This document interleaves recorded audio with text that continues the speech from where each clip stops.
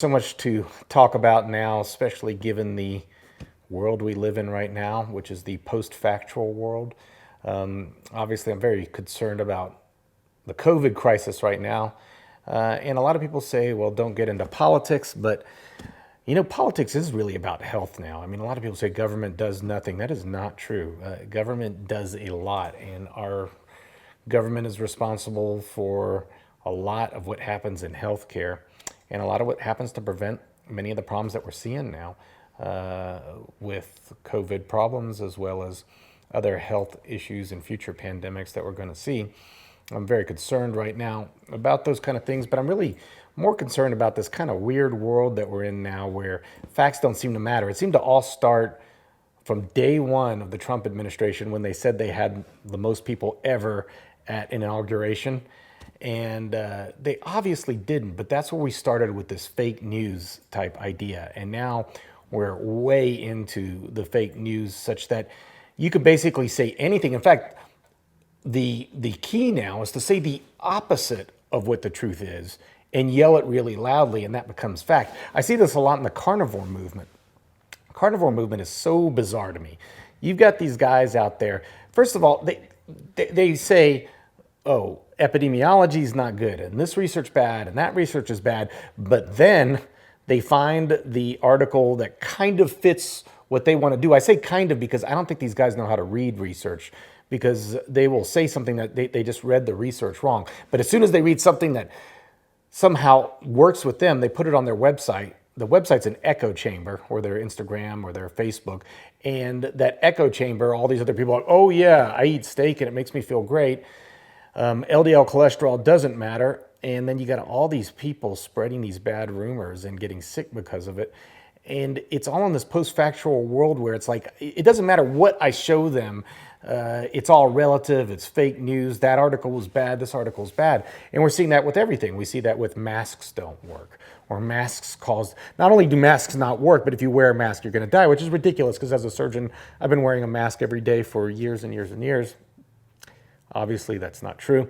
Masks don't work, these kind of things. And I'm concerned about that. So a big part of what I want this future show to be is to address what is fact. What do we know for sure? What can we argue about, but what do we know for sure?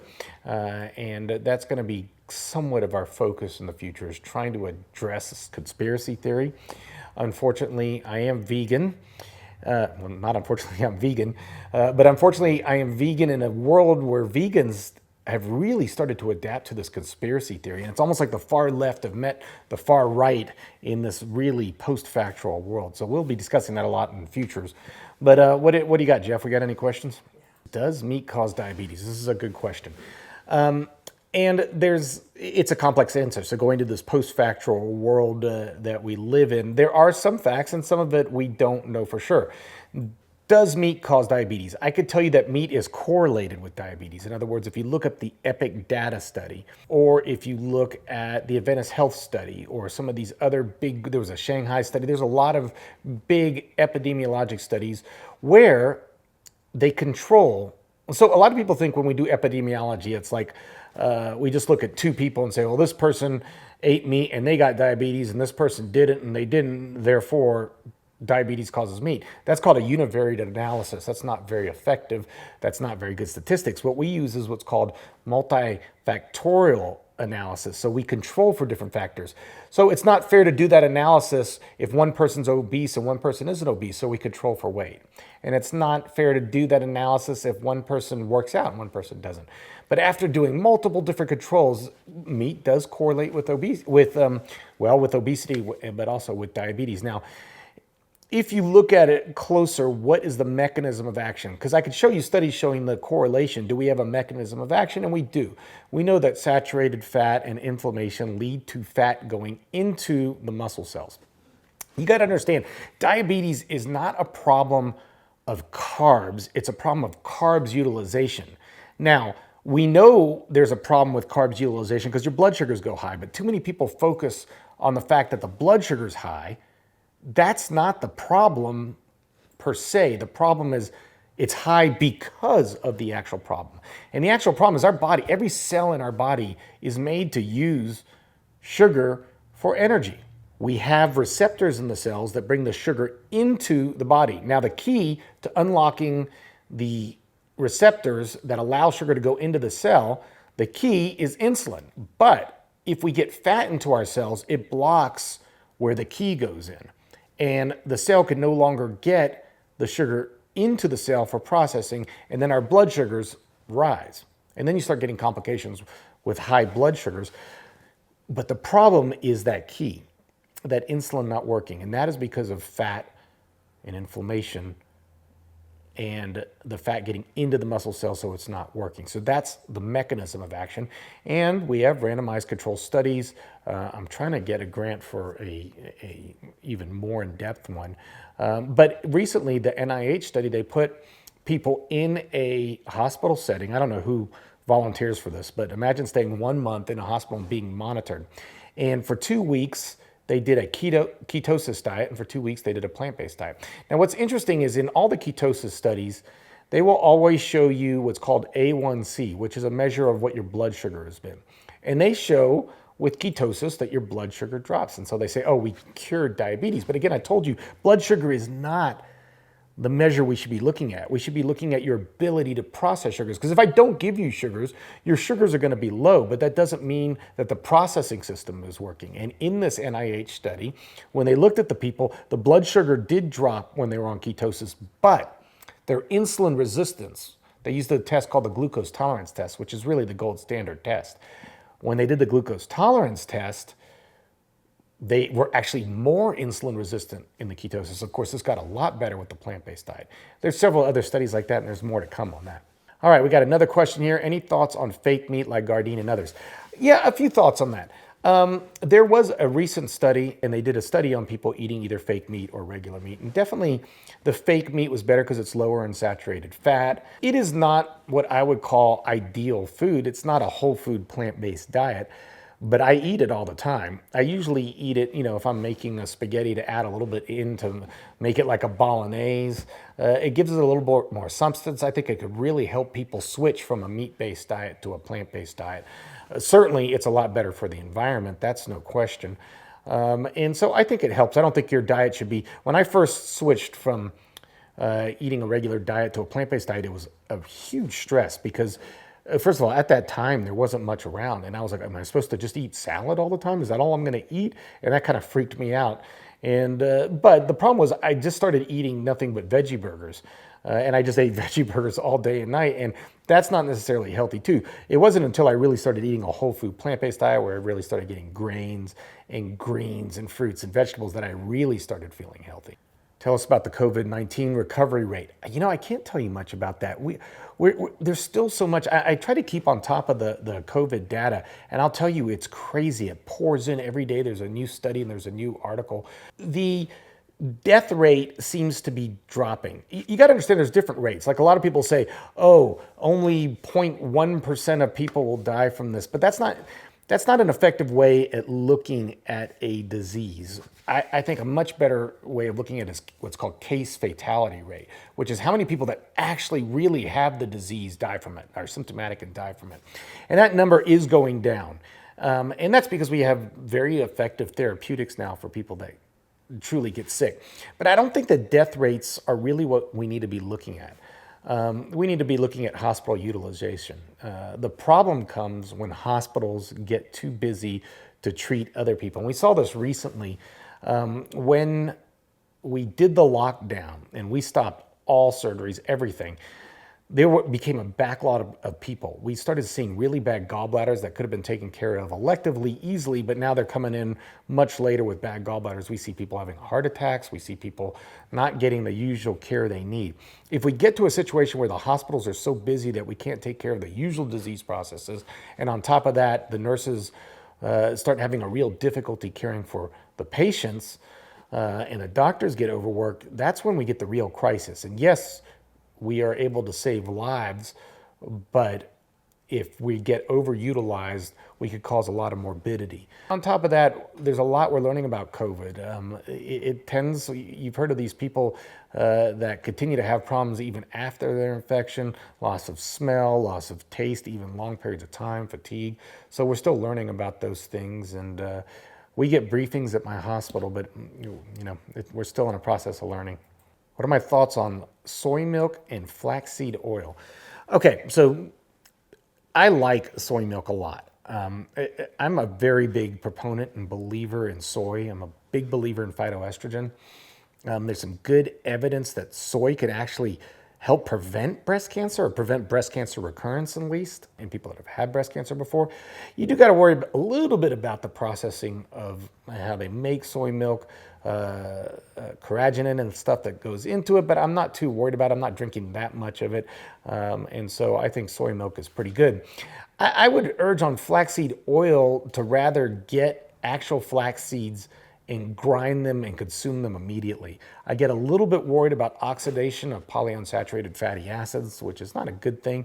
And if you're storing a flaxseed oil, that could be a problem. The other thing is, I'm a little bit worried of flaxseed oil. We're starting to get a little bit too much omega-6 to omega-3.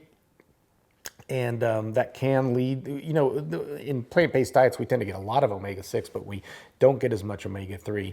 And so I'm not a huge fan of the flaxseed oil and the processing to get that oil. I'd much rather people take some flaxseed, store it cold and dark, take it out, grind it, put it in your smoothie or your oatmeal, and that's a safer way to consume it, in my opinion.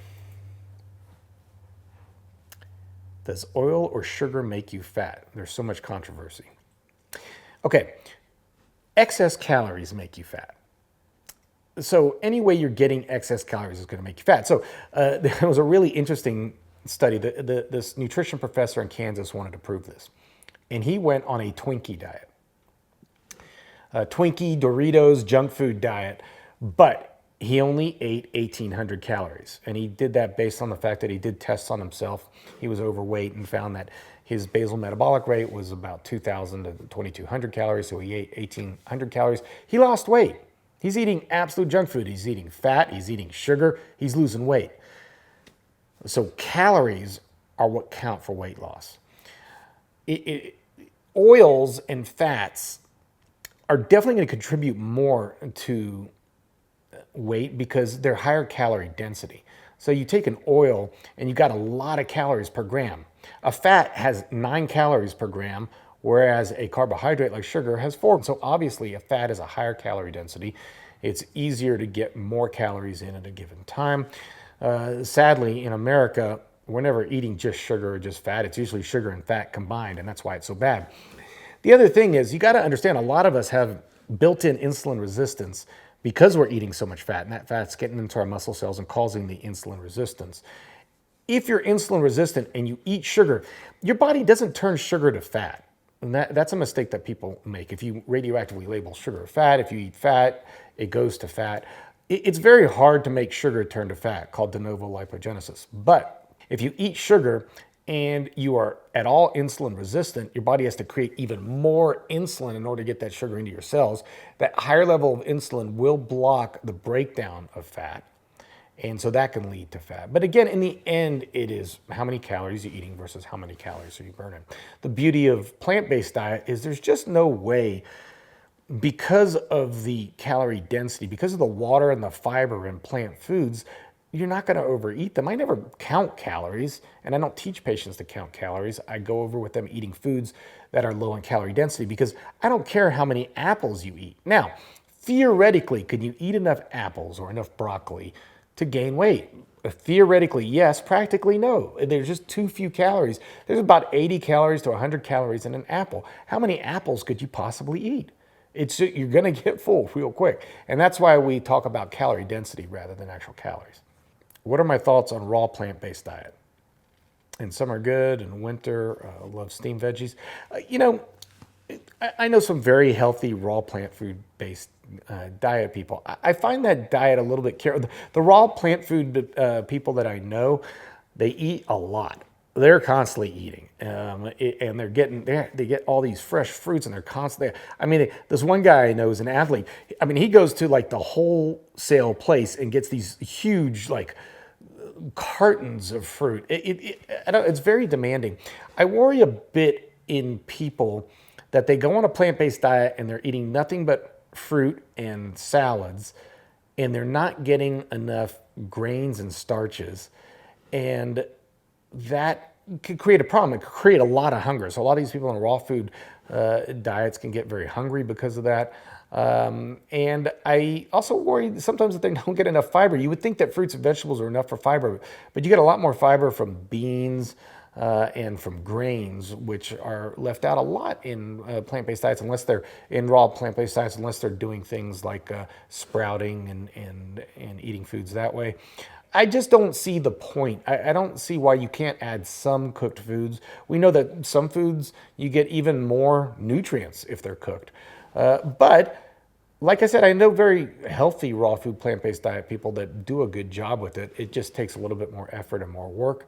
You do have to do the supplements. A lot of people on raw plant-based diets don't do the supplements. And I have seen these online influencers who are like, they get on, they're like, oh my God, vegan diet killed me. And the vegan diet didn't kill them. It was their very, very exclusive diet where they weren't doing any supplements. They weren't getting grains. They weren't getting the proteins.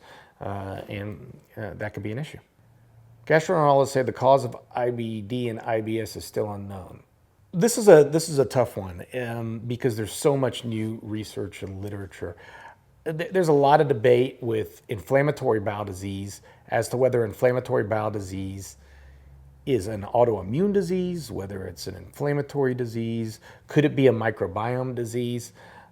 Irritable bowel syndrome. Irritable bowel syndrome is a little bit weird. It's a catch-all term. So we use irritable bowel syndrome very widely. So someone could say, I'm having diarrhea all the time. Oh, you got irritable bowel syndrome. Now, they could have their irritable bowel syndrome because they're lactose intolerant. Or they could have irritable bowel syndrome because they've got SIBO, which is small intestinal bacterial overgrowth. So there's multiple different diseases that might be causing irritable bowel syndrome. Now, my thought is microbiome is very important. We know that the microbiome of a lot of human beings now actually creates a situation where they have overgrowth of bad bacteria. And that bad bacteria could limit the production of butyrate, which is really important for the cells of the lining of the intestines to create a mucus layer and to create tight gap junctions so the cells are together and they don't allow leaking of things into the blood. There's also this idea that some of these bacteria might be recognized as foreign to the body, which may actually start an inflammatory reaction. So it's a kind of a complex area, but I'll tell you this. As far as inflammatory bowel disease, ulcerative colitis, Crohn's, there's been several good studies that have shown that people in remission do extremely well at preventing having a flare if they're on a plant-based diet. There was a great study in Australia that looked at this. Now, you got to understand, if you actually are having a flare, you've got a stricture, you may need a surgery. You may still need the medications that help cure the flare and prevent recurrence. Another thing I worry about people following plant-based diets and this kind of idea, this magical thinking that the plant-based diet is going to cure everything, and that is not necessarily true all the time. And you do still need to do medications at times. For SIBO, I use medications for SIBO. I put people on a medication called Xifaxan. Xifaxan it's basically, I'd use Xifaxan and neomycin. And these drugs, they're antibiotics that your body does not absorb, but it's basically like carpet bombing the intestine. You're just killing every bit of bacteria and everything in there, which is not a good thing. But if you've got SIBO, if you've got bad bacteria, I'm trying to clear it out. Then I put them on a plant-based diet, high in fermented foods. And I've had pretty good success with doing that. You could see a lot in my gastric bypass patients. You could see SIBO pretty easily because there's parts of the intestines that are rerouted away from the food stream and they could get bacterial overgrowth, and that's been very successful in those patients. But yeah, that's an interesting topic, and we're going to learn a lot more about that as time goes on. A friend's daughter just had a gastric bypass. I know it's what she needed.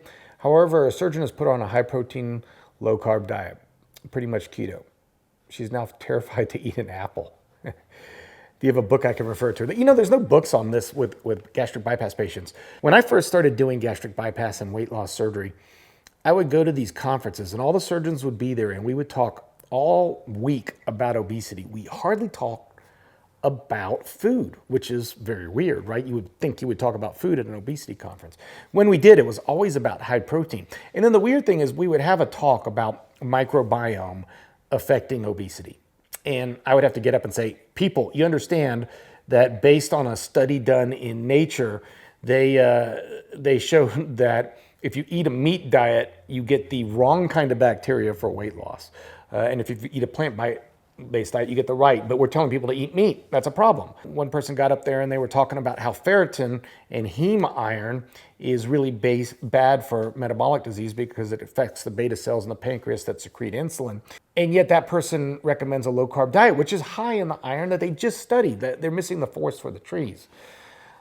So it's been ingrained in bariatric surgeons to recommend a high-protein diet with no evidence to support it. There was one study there's a basic manual, almost like operator's manual for gastric bypass that's put out by the American Society of Metabolic and Bariatric Surgery. And that one article showed that people that did higher protein did better. But the reason they did it better is they were basically more compliant to their surgeon's requests. The other group was just eating junk food and wasn't compliant at all with anything. And so it just wasn't a very good study. With my patients, I don't ever tell them to eat a lot of protein. Any of my patients that are on here know that and can vouch for that. I just recommend them eating whole foods. Whole foods are exactly what they should be eating. They do a lot better. As a tertiary referral, so people send me people that have had weight loss surgery and have had failures. My number one thing I've got to deal with them is erasing the teaching they've had before and teaching them a new way to eat. They almost uniformly do better when they can follow this new way of eating, which is not high protein, which is not low carb, which is all about apples. And they do very well with that. Would fasting once a week be a healthy way to reduce weight? That's a good question, and that is very depending. There is one method of intermittent fasting, which is fasting 2 days a week. And a lot of times during that fasting, they're not truly fasting. They're eating a 500-calorie diet for those 2 days, and the other days they eat normally. And if you look at the week, in the end, you tend to end up eating less calories, and so you can lose weight that way. Though a lot of people do that fasting not really as a weight loss technique. However, I've seen this go very, very wrong in some people. And it tends to go very, very wrong when people are doing it and they have any kind of eating disorder, because it could really, I think, stimulate eating disorders quite badly. It hasn't been well studied yet if fasting affects people with eating disorders, but I would be very worried about it.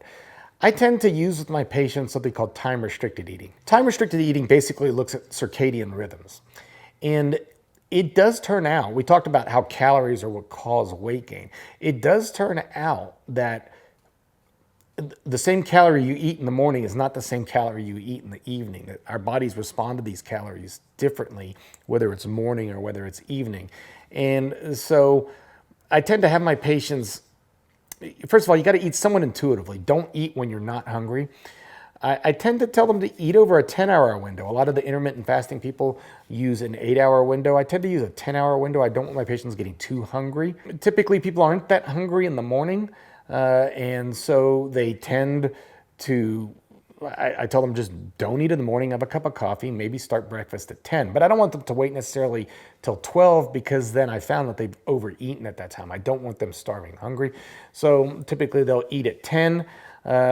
Since 10 is their first meal, I like them, if possible, to be finished by 8 o'clock at night. And a little bit earlier if possible. And then eat at very scheduled, same times. What I don't want is grazing during the day. So we establish very set times of eating. I tend to find that that works a little bit better than these intermittent fasting protocols. But of course, there are a lot of people that claim huge success with the intermittent fasting. But in an obesity practice, when I've tried it, it just hasn't worked as well. 3 top reasons to go plant-based. Okay, so let's differentiate plant-based versus vegan. 3 top reasons to go vegan, in my opinion, are the environment, clearly. We are, the vast majority of our agriculture, which is really, agriculture is taking over our land mass and causing mass extinctions. Burning down of the Amazon has a lot to do with creating grazing for the animals. The animals produce a enormous amount of waste. These waste goes into these waste lakes that then seep into our ground and end up in our water supply. They cause dead zones in the water. I could go on and on about this. Obviously, there's the CO2 and the methane with animals. So that's number one. Number two for vegan is just the ethics of it. I don't know if you've ever seen what happens in what's called a CAFO, which is a controlled agricultural feeding operation, but where as we sit here talking, millions upon millions of animals are in disgust. I mean, these are animals you would pet and hug and love, and they are in the most disgusting, awful situations as we speak. They're shivering, they're shaking, they're scared, and it's depressing that we use them like this.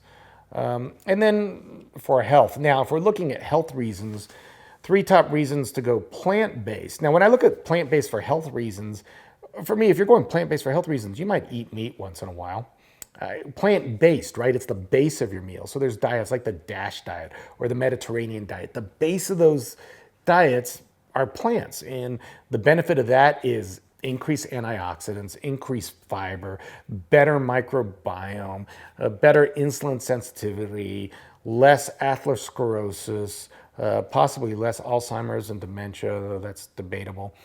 Just an overall better health, I think, is the reason to go plant-based.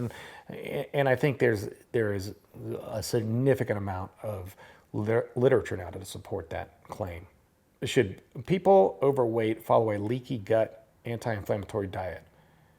I don't really know anymore what a leaky gut anti-inflammatory diet is. There's a lot of people, there's a lot of doctors now that are doing this thing called functional medicine, which is eerily on the verge of snake oil, although I know some functional medicine doctors that are absolutely fantastic and do really good recommendations. Again, I want evidence-based behind what I recommend. I don't really know what an anti-leaky gut diet and anti-inflammatory diet is. Now, I will tell you from a literature perspective, from a true science perspective, they did create an anti-inflammatory diet using what's called the Dietary Inflammatory Index. And you could look up the Dietary Inflammatory Index online. You'll see multiple papers using this Dietary Inflammatory Index. And if you eat the foods that cause the least inflammation, hint, plants, and you don't eat the food that causes the most inflammation, hint, meat, dairy, then you do tend to have better results. And so there's been multiple studies looking at the anti-inflammatory diet. Now, will that help people that are overweight? Yes, obviously. I mean, there's definitely some correlation between inflammation and weight, but also the foods that combat inflammation are also the foods that are going to fill you up with less calories. They're the lower calorie index foods, and so they're going to help you lose weight. All right, so Jason asks, acute versus chronic increase in IGF-1 from resistance training and high protein intake. Do you think there's an issue amongst healthy weight individuals, resistance training and taking high protein diets of the 1.6 to 2.2? Excellent question, Jason, excellent question. A topic I think about a lot, a topic I read about a lot, a topic I can't give you a direct answer on, I could give you theory on. We know that IGF-1 is associated with cancer. We know that mTOR is associated with aging. There's been a lot of studies on this. We know that higher protein diets, especially diets that are high in leucine, which are diets that tend to be, you got to understand that a plant protein has a lower leucine, so it's got less of a stimulation of IGF-1 than an animal protein does. And so we know that people that have high IGF-1 can lead to different cancers. We know, first of all, in people that congenitally have high IGF-1, like in acromegaly, those people tend to have higher prostate cancer, colon cancer. And so we also know that people that aren't congenitally having high IGF-1, but that eat a high protein diet that gets them higher IGF-1 do correlate with high protein diets, do correlate with cancer. So what about people that are lifting weights and they want to maximize their muscle building? And there are a lot of really good researchers now that have shown that probably the ultimate, like what you, above 2.2 grams per pound of protein is just totally unnecessary.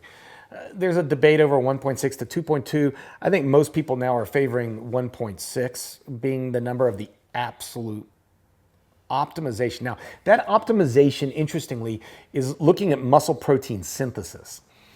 And muscle protein synthesis, you would think would create more muscle gain. Now, I wrote a lot about this in my response to Lane Norton's critique of What the Health. So if you go to proteinaholic.com, there's a response that I have to Lane Norton where I kind of question whether looking just strictly at muscle protein synthesis is what we should be doing. Because when you actually look at muscle growth with different proteins, 1.6 may not do much better than 1.2 or even lower. And it really depends what your population is. Are you looking at elderly people that are just trying to not get sarcopenia, or are you looking at a 25-year-old looking to compete in the Olympics? If you're going to get that much protein, there's no way you're going to get that protein just after a workout, right? So you have to eat it all during the day. So what you're constantly doing is you're constantly stimulating IGF-1 and mTOR all during the day. My thought is, and we don't have a lot of research on this, but my thought and my feeling is that that's not good. This chronic stimulation of IGF-1 and mTOR may be a problem. And if you look at some of the anti-aging literature and they start looking at the blue zones in places that have a lot of longevity, you start seeing a situation where these people aren't getting this chronic high IGF-1 and mTOR. And so personally, I try to get a protein stimulus right after my resistance. That's the one time that I will do a higher protein type meal, but during the rest of the day, I don't try to get a lot of protein because I don't want this chronic IGF-1 and mTOR. Now, I do eat soy quite a bit, and so soy does stimulate IGF-1. It actually does have high leucine, but in some studies, it's shown that soy actually increases IGF-1 binding protein, and it may be that by stimulating that IGF-1 binding protein, that you're not getting as effective a high IGF-1. But I would also ask you to just think for a bit and ask yourself, how much do I need to optimize how big I am? Is it, like, I understand if you're an Olympic athlete or you're really in a competition.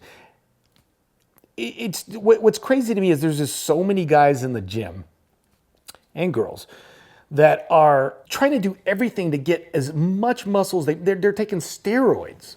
The steroid use is unbelievable. They're doing everything they can to try to get the slightest increase in muscle. Is it worth it? Especially if you're eating a lot of meat, because we know there's high ferritin. We know there's high heme iron, which is a problem. We know there's high N-nitrosamines. We know that there's all kinds of different issues in these high protein diets that may be really affecting the risk of getting cancer in the future and heart disease. We know bodybuilders, in studies of bodybuilders, that they have a very shortened life expectancy, scary shortened life expectancy. Now, is that because of steroids? Is that because of high protein? We don't know the answer to that. This is just saying, like, let's look at them and compare them to the population. There was a similar study done on Tour de France bikers, and they did not have nearly the decreased life expectancy, but we know that they did use performance-enhancing drugs. But they tend to towards a higher carb, lower protein diet. But these are all just kind of univariate analysis. It's not a really good study. So to sum it up, I think that a acute rise in IGF-1 and mTOR directly after you work out, but then not during the rest of the day, may be the safest, best way to optimize. Or I shouldn't use the term optimize if we're looking at not just your size, but also your health. What is your recommendation for prostate cancer? So there's been several good studies on prostate cancer. You got to understand there's no one study, right? So if you look at prostate cancer, we could look at the Japanese and we could say, well, the Japanese have less prostate cancer than us. Is it because their diet's different? That's a univariate analysis. So we got to look at something else, because it could be that they have less prostate cancer because they test less. It turns out they test just as much. But if you take a Japanese person and they move to America, they get the same rate of prostate cancer as we do. So it doesn't tend to be just in genetics. There tends to be something else. Now, the Harvard Health Study looked at people with prostate cancer, and this goes back to IGF-1.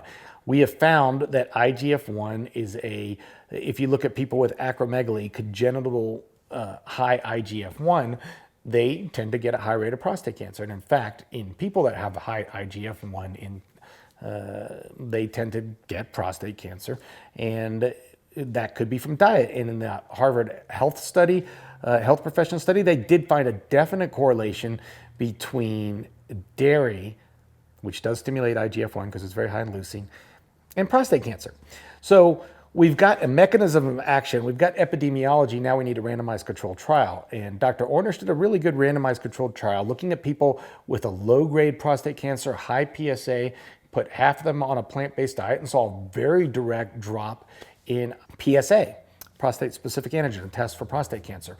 And that spoke strongly to me. In fact, he took the blood of people that were on the plant-based diet and he dripped it onto an agar where he was growing prostate cancer cells, and their blood actually killed the cells 8 times better than people that weren't on the plant-based diet.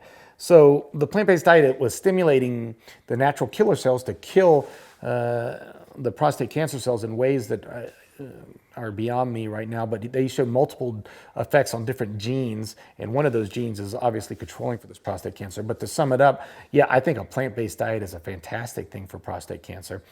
Is there truth to sugar consumption having an effect on cancer? There may be. It's called the Warburg effect. It seems to work more in theory than in practice.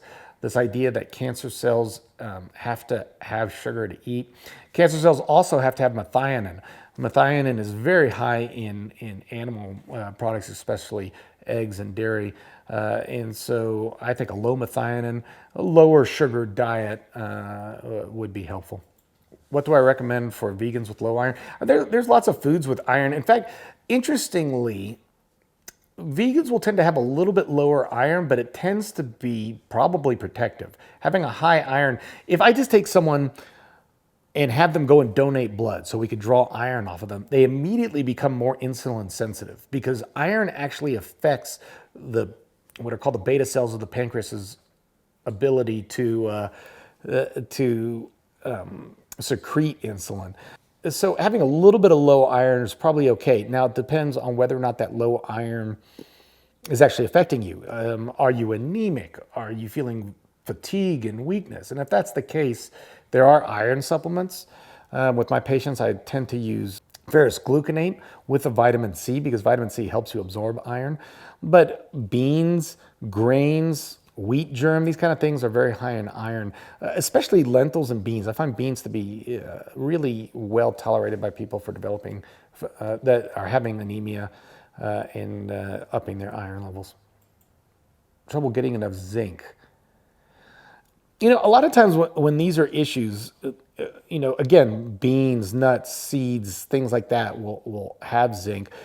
I find it's okay to supplement when you're really having problems. I think people tend to want to do everything naturally, and I understand this idea of we want to do things naturally. But let's talk about naturally for a second, because there's a lot online, like, I want to eat naturally. And this goes back to this paleo diet. Like, I want to be paleo man. I want to eat what paleo man ate, because that is the original diet that we evolved to eat. Okay, understand evolution and natural selection. Natural selection is trying to get people healthy enough to survive to an age of procreation. After that, natural selection doesn't give a damn about you. Natural selection doesn't care about you living to 80 and seeing your grandkids get married. Natural selection doesn't care about that. And so what we're trying to do is not eat what paleo man ate. We're trying to eat the ultimate best things for our body so that we could actually way outlive what natural selection cared about. And sometimes you got to use supplements with that. I take a B12 supplement. I take vitamin D. I take omega-3.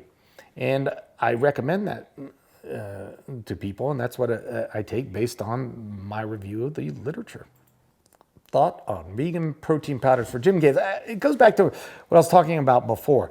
I will use a protein powder directly after a workout to stimulate my IGF-1 and mTOR in order to maximize my muscle protein synthesis directly after the stimulus of exercising, but I don't do it any other time in the day. An animal protein has higher leucine, so it's going to stimulate IGF-1 more. A lot of these plant-based protein powders are now supplementing branched-chain amino acids, including leucine, so that you get more muscle protein synthesis. But does that then work against the whole plant-based diet to begin with? There's other factors, right? Antioxidants and fiber and things like that, and genetics. But I do worry that that's an issue. I'm not a big fan of protein powders because partly I just don't think they're that necessary. So I will do it occasionally after a workout, but at no other times. Maturity onset diabetes of the young. That's a new term for me on that.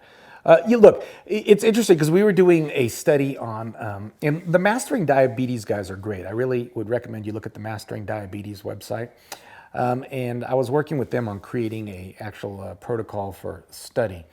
But it doesn't matter whether you have type 1 diabetes or type 2, or if this is a mature onset or a juvenile onset. In type 1 diabetes, you're not producing insulin, so your beta cells have shut down. So you have to take shots of insulin.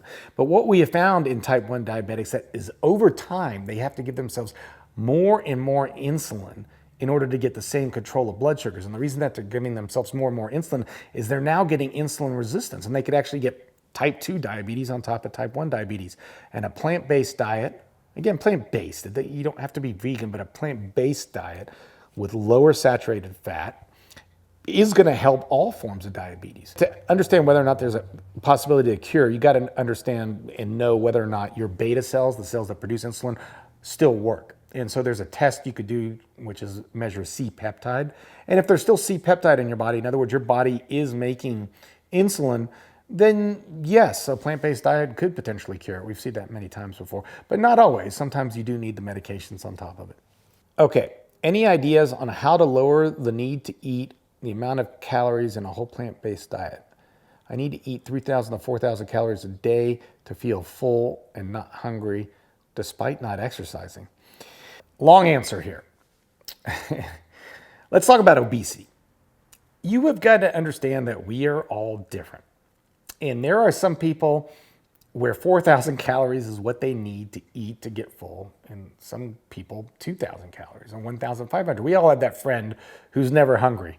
And then we've got those friends that, oh my God, I can't stop being hungry. Now, a plant-based diet works really well because, like I said before, it's low calorie density, so it's unlikely that you're going to eat enough to really gain weight. But sometimes that's not the case. Now, I will tell you, starches are important. Starches tend to be, it's almost going to sound like I'm going against myself. They're a little bit more calorie dense than the vegetables. And you'll say, oh, well, then I don't want to eat starches because they are more calorie dense. But they're very good at satiety, especially beans. So something like a beans and rice, or I take a baked potato and put beans on it. There was one study where Dr. Holt did a study where he fed people different foods and he came up with a satiety score.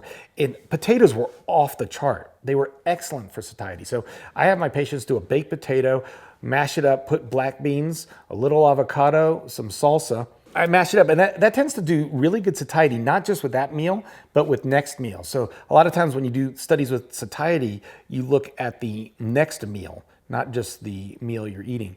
And so I do incorporate that. That does slow it down. But let's get back to, why are people obese? Why does one person have an issue wanting to eat more and another person doesn't? And it really goes down to genetics. Back to evolution. When we evolved, it was in times of feast or famine.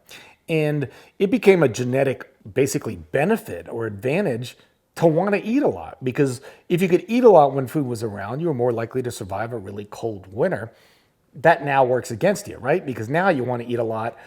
And, food scientists have got some really great, foods that fit right to exactly what you want to eat, which is high calorie foods. And so that could be a real problem. So people that have that kind of a genetic disposition are going to go that way. And we have mapped out some genes that are definitely associated with obesity, but it goes even beyond that. If you just look at twin studies, like they did twin studies where they separated identical twins at birth, not on purpose, but they were adopted into two different families. And they had fraternal twins that were separated at birth into two different families. And when you looked at it, it didn't really matter what the family was eating. The identical twins, if one was obese, the other one was obese. And in fact, in these genetic studies, weight tends to be the most inherited gene we have, on par with height, but more than hair color and eye color and things like that. They've done these great functional MRI studies of the brain. And what they did is they've taken people that suffer with obesity and they show them food, or then they take a person who has a normal weight and they show them food, and there's a total different reaction in the brain. Someone who suffers with obesity might be much more driven to want to eat that food than someone at a normal weight. And this is really in the brain function. In fact, if you look at the arcuate nucleus of the brain and you look at dopamine receptors, dopamine is like our pleasure center, right? Like if you get dopamine stimulation, you get satisfied. In people that suffer with obesity, we found that they have very few dopamine receptors, on par with like a cocaine addict. So it goes into this whole idea of like addiction is all of one form. It's this lack of dopamine, and whether you're using cocaine or alcohol or food to try to get that stimulation, some people need more of those different things in order to get that stimulation because they've got lower dopamine receptors. Is that genetic or is it down regulation from using it? I don't know the answer to that. There's so many factors that affect obesity. There's genetics, there's epigenetics, what mom ate while you were in utero. So back to the person who says he has to eat 4,000 calories in order to feel full, that's an issue. And you may need to really look at something beyond that. We can do everything we can with diet. There are medications now that do help control some of these things. There's a medication called phentermine. It's almost like an upper, but it does have a little bit of the norepi stimulation that does go to dopamine. There are things like naltrexone that blocks the opioid receptors, but does have an effect. So there are different medications that can help. And then certainly if you're getting into real serious obesity, like I see in my clinic, then surgery's definitely helping. And like I always say, the surgery is a tool. It's a tool to help you change a lifestyle. It's very hard to change lifestyle when you're constantly hungry. But if we could control that hunger, then it's easier to make better food choices. My best recommendation for anti-inflammatory benefits? So, I mean, what to eat for inflammation. First of all, why inflammation? We know that inflammation may play a role in getting this fat into the muscle cells that causes insulin resistance, that starts the whole metabolic disease process. We know that inflammation can create problems on the endothelial level, which can be the starting point to where we start getting atherogenesis, where we start getting plaque development at the vessel level. We know that inflammation may set off genes that lead to cancer. So controlling inflammation is really important. For instance, they did a randomized controlled trial where they fed people water, a glucose drink, orange juice, and cream. The orange juice had more inflammation than the water. Obviously, that is because anytime you're eating any kind of food, you do get what's called reactive oxygen species. There is an inflammatory effect just of eating. Now, the orange juice did better than the sugar drink because orange juice has antioxidants in it, vitamin C, etc. And then the worst was the cream. Now, why the cream? We know that fatty foods have in them what are called lipopolysaccharides. You can pasteurize milk and kill off the bacteria. But when you kill off the bacteria, that can leave what's called the endotoxin. And that endotoxin, if it's absorbed, could cause an inflammatory reaction. Now, we could get that endotoxin from our own bacteria that's in our cells. We could get it because we drink milk and that endotoxin gets into our cells, or cream in this situation. How does it get into the cells? Well, it may be that a high-fat diet, it could be the saturated fats open up the gap junctions. There's been thought that possibly glyphosate does it, which is a pesticide, though that's hard to say for sure. We do know that people that eat a predominantly meat diet with low fiber don't produce that butyrate I talked about. Without that butyrate, that butyrate goes to feed the enterocytes, the cells that line your intestine, and if they're not getting fed, that they can create gap junctions where the lipopolysaccharide endotoxin gets into the cells. But regardless, I definitely feel that a plant-based diet is less inflammatory than a meat-based diet. Not that you could never eat meat at all from an inflammation standpoint. And certainly there's other things we could look at, omega-3 to omega-6. Now, what about hunted meat? Hunted meat's going to have less inflammation than regular meat. Why is that? It's got lower saturated fat. It's got higher omega-3 levels. So that's going to create even less inflammation than a farmed meat, which is farmed to be extremely fatty, much higher saturated fat, and probably more infections and bacterial problems. Okay, how do you get someone to gain weight on a whole food plant-based diet? That's a good question. It's to do the opposite of what I tell my patients to do. So tell my patients to avoid oils because oils are calorie dense. So you want a lot more oil on food. Eat nut butters. Nut butters are a great way to increase because they go down really easy. People like them a lot. You really need to add a lot of the starches now. Now the starches do make you feel full, but they are going to give you a little bit more calories per each meal that you do. And then doing shakes, smoothies. I tell my patients never do liquid calories because liquid calories go in too easily. They're already broken down, etc. These protein powders are broken down proteins. It's a lot easier for the body to absorb it, make the body work at absorbing it. So don't use liquids. Now it's going to be the opposite if you need to gain weight. Then I'm going to tell you, do the liquid shakes and things like that where you could get easy access to calories. We're trying to do a live stream here so we could get some people on. So let's see Bonnie. See if we could bring Bonnie up and see what it looks like when we get the video. Hey Bonnie, how are you? Mr. Garth, It works. We can hear Bonnie. I How was you going doing, to Bonnie? ask you a question. Good, Yes, how ma'am. you doing? Excellent. My son is overweight, and I was trying to get him some help with it. He is obese, about 350 pounds, and he really needs help. And you're the only one I've been following, and I trust that would do the job. So, um, any tips? When you get 350, and I don't know his height, but in general, 350 is going to put you in a morbid obese range. And morbid obesity is a serious problem. And it is, I don't care how many influencers there are online that tell you this diet or that diet. We're looking at what is going to help him long term. And it's really hard to get long-term success with diets. It's just very difficult. Now, what I would say is there are great, you really should see an obesity doctor. So an obesity doctor could work on some of these things we talked about before. Medications to help with hunger, plant-based diet, exercise, 10,000 steps every day, very important. Circadian rhythm eating, not eating at night, very set meal times. All of these things are important. I do find a lot of patients will still struggle, and that's when we use surgery as a tool.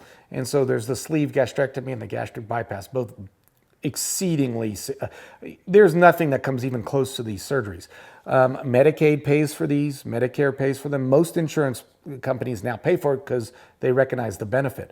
So the thing to do would be to look up a center of excellence. You want to go to a center of excellence. So if you go to the American College of Surgery, or the American Society of Metabolic and Bariatric Surgery, if you go to their websites and look up bariatric surgeons in your area, you'll find someone that he could go and visit. Most bariatric surgeons now have dietitians. They've got medical doctors that could help if he doesn't want surgery, and then they could offer you that surgical option if you need it. Well, thank you so much for your time. Sure. I wish you the best. Take care. All right, so in the future, we'll be able to do more of those. And yeah, we'll do debates in the future where we could bring people on. People like to debate with me in the comment section. So now you'll be able to debate with me live. Say it to my face. All right, guys. Well, thank you very much. We're just kind of experimenting with this, but in the future, we will have guests and we will try to make it more interactive with people, and we're going to try to get Instagram kind of looped into this. So Instagram's a whole different process. So if you're following on Instagram, you're going to have to go to that link to go to StreamYard in order to get in, or go to my Facebook page in order to do it, or YouTube. Yeah. All right, we're going to do more. I'm going to have a website where there'll be more information on this. And in the future, we may even do classes where you could sign up for classes where I will teach a lot of the things I teach to my patients in order to lose weight. So just experimenting with these things, but thanks for joining us.